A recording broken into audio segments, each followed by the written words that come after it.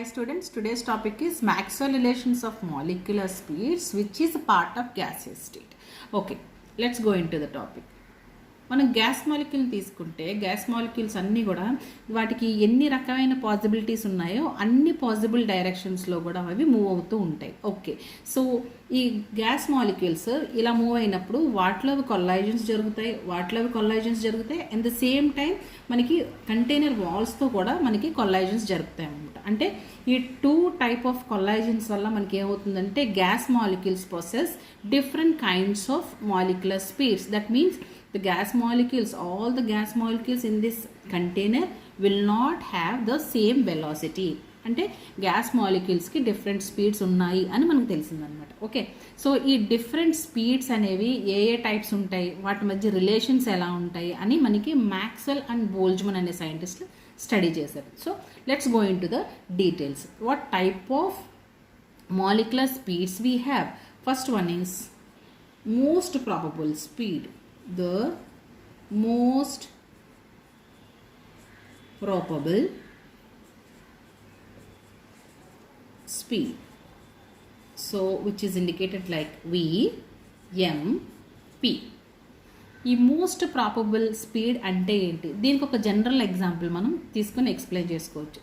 Suppose ఒక క్లాస్లో students ఉన్నారు. సో క్లాస్లో 100 మెంబర్స్ స్టూడెంట్స్ ఉంటే 100 మెంబర్స్లో 35 మార్క్స్ కొంతమందికి వచ్చాయి, 40 మార్క్స్ కొంతమందికి వచ్చాయి, అండ్ 60 మార్క్స్ ఒక 60 మెంబర్స్కి వచ్చాయి అనుకుందాం. ఓకే, ఇది ఒక 20 మెంబర్స్కి వచ్చాయి, ఇది ఒక 5 మెంబర్స్కి వచ్చాయి, అలాగే 90 మార్క్స్ ఒక 30 మెంబర్స్కి వచ్చాయి అనుకుందాం, 30 ఆర్ 15 మెంబర్స్కి వచ్చాయి అనుకుందాం.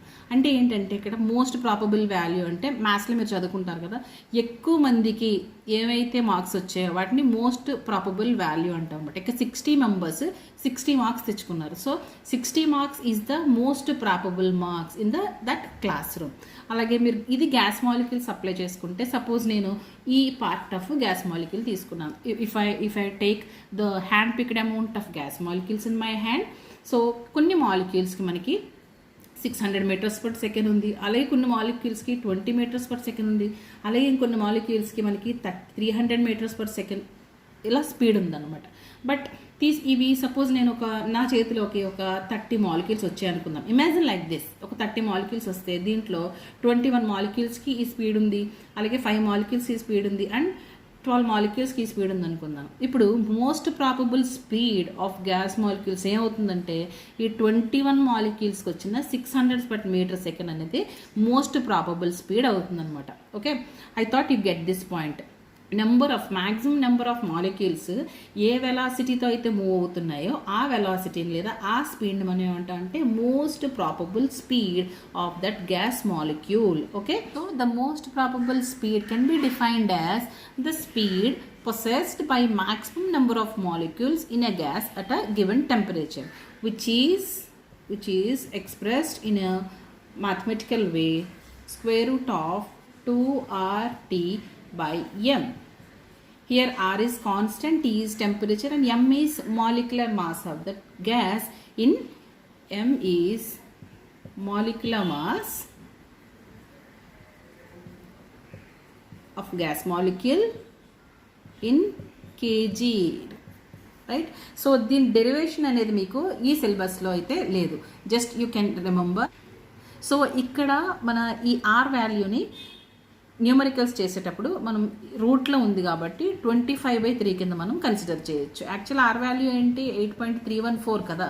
సో దీన్ని మనం 25/3 వేసుకుంటే మనకి న్యూమరికల్స్ ఈజీ అవుతాయి. Next kind of molecular speed ఏంటంటే the average speed of gas molecule. So దీన్ని మనం సింపుల్గా చెప్పొచ్చు ఎలా అంటే it is the arithmetic mean of various speeds of the molecules.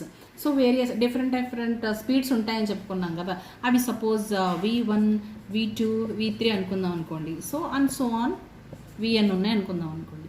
So n number of మాలిక్యూల్స్కి డిఫరెంట్ స్పీడ్స్ ఉంటాయి కదా, వాటి అన్ని అర్థమెటిక్ మీనే మనకి average speed of gas molecules. దీన్ని మనం వీళ్ళు ఎట్లా డిఫైన్ చేశారంటే the average speed of gas molecules equal to V1 plus V2 plus V3 and so on Vn divided by n, arithmetic mean. So ఇది మనం డెరైవ్ చేస్తే ఇది కూడా ఏమొస్తుందంటే ఈ డెరివేషన్ అయితే మీకు సిలబస్లో లేదు, డోంట్ వరీ పై ఎం. బట్ న్యూమరికల్స్ వచ్చినప్పుడు మాత్రం ఈ రిలేషన్స్ గుర్తుపెట్టుకోవాలి. 8RT by pi m. Here R is gas constant, T is temperature and m is also the molecular mass of that gas molecule. ఇది ఏంటిది? Average speed velocity, right. Next root mean square velocity. Next third ఏంటంటే మనకి root mean square velocity.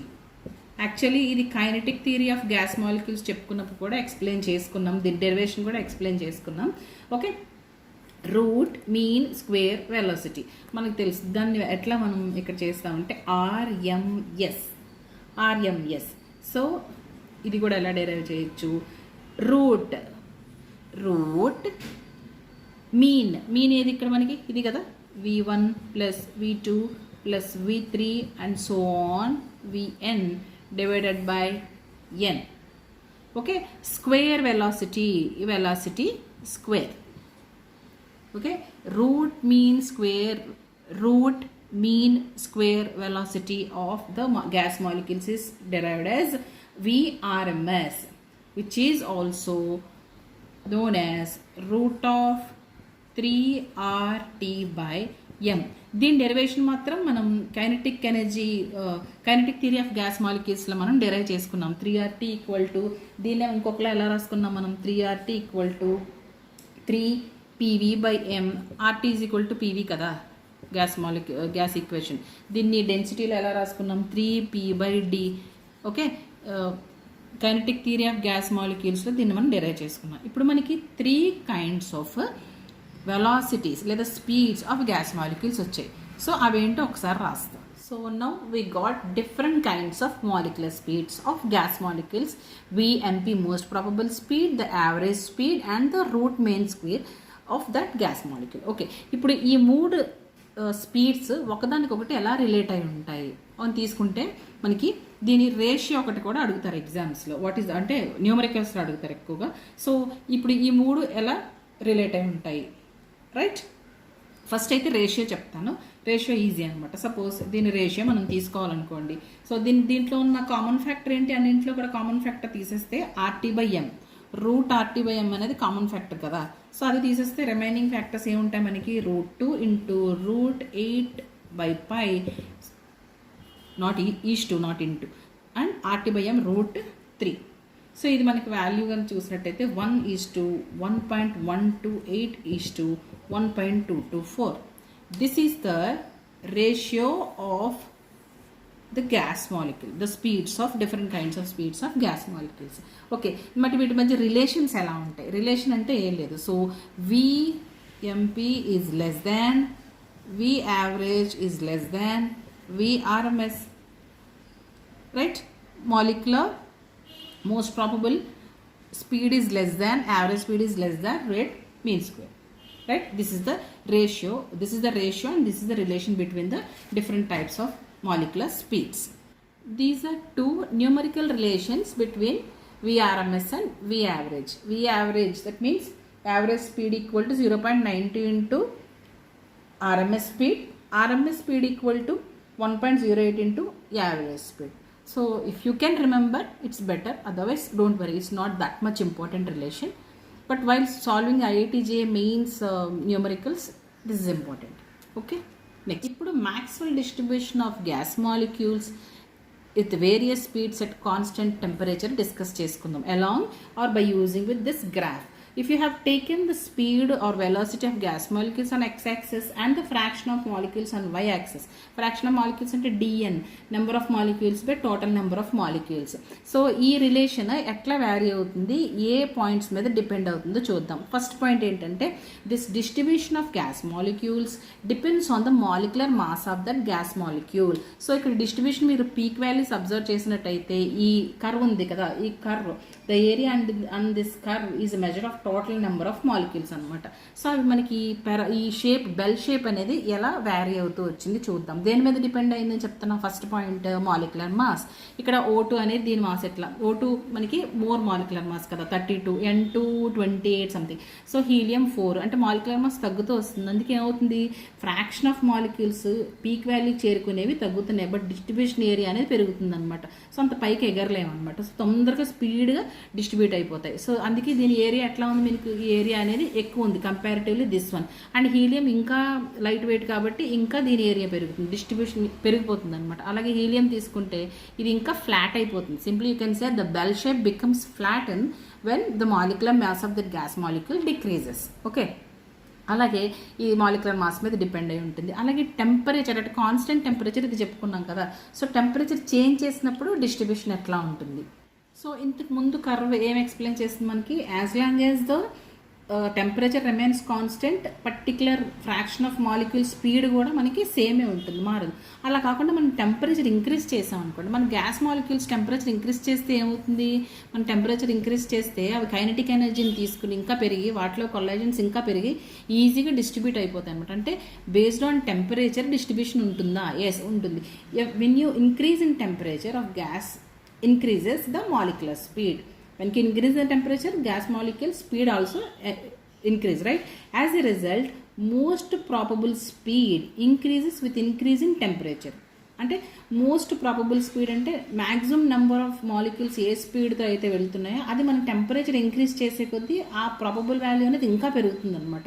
అప్పుడు ఏమవుతుందంటే the curve shift towards right. So suppose ఇక్కడ T ఉంది, ఈ T2 greater than T1 అనుకుంటే, సో ఇక్కడ మనకి రెండు బెల్ షేప్స్ ఎట్లా ఉన్నాయి, first T fraction of this molecules first T1 ఎట్లా ఉంది మనకి. సో టెంపరేచర్ పెంచిన తర్వాత ఏమైంది, this bell shape is flat and this distribution is more than at this temperature అనమాట. అంటే when you increase the temperature, the most probable speed of gas molecules will also increase, right? The bell shape will be flattened and the curve at high temperature.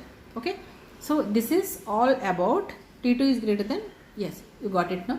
So this is all about the Maxwell distribution of gas molecules, different kinds of speeds of gas molecules defined by the Maxwell and Boltzmann. Okay, thanks for watching.